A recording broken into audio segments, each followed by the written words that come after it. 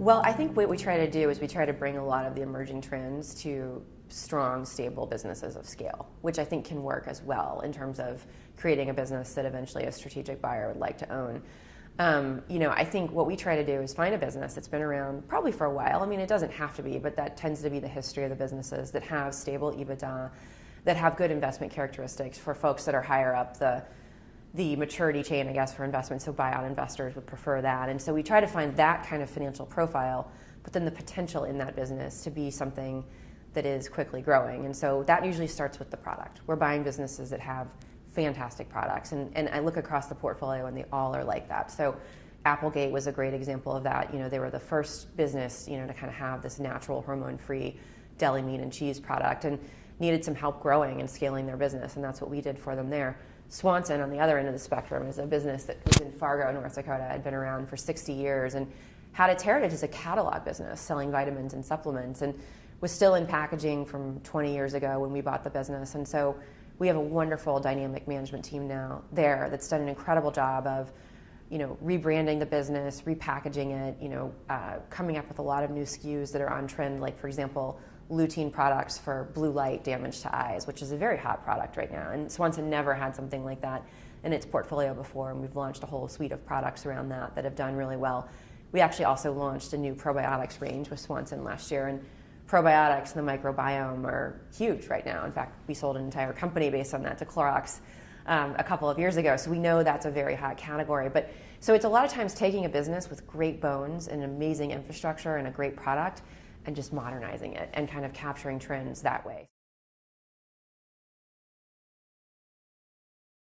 And I think there's two types of malls. I think there's, first of all, the kinds of malls that have been that are focused on experience, and that have places for bands to come in and play and have playgrounds and things where families can go and spend time. And I think those malls seem to be doing well and surviving, and the data, would show that in terms of some of the properties that Westfield has and things like that.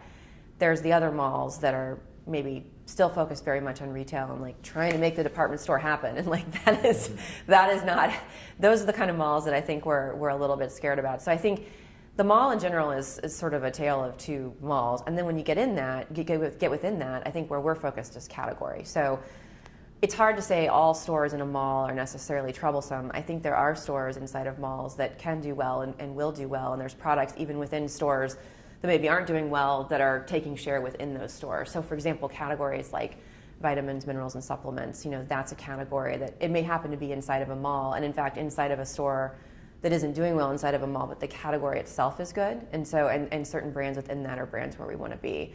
Another example might be Aiden and A, which is a baby business that we own. That's in some stores that are inside of malls. Maybe the malls aren't doing well, the stores aren't doing well, but people still come to those stores for Aiden and A products. And so that's a little bit how we try to play it. I think there are some categories in general that are just having a hard time, like clothing or apparel inside of malls, and so we stay away from those. Well, we definitely do embrace the products that we, invest. I mean, the companies that we invest in. Those products become a part of our life, but a lot of times they were anyway, because that's how we try to buy great brands and great businesses or great products. We probably were using them or knew of them in the first place. I would say in terms of sourcing businesses, it's a combination of things that we know. I mean, we definitely are out walking the aisles of Walmart and Costco and online looking at what products are out there. So we're familiar with the landscape. I would never buy something just because I liked it. I think the data has to prove it out, and we do extensive testing around these businesses and their products to make sure that there's a large sample of consumers that are loyal.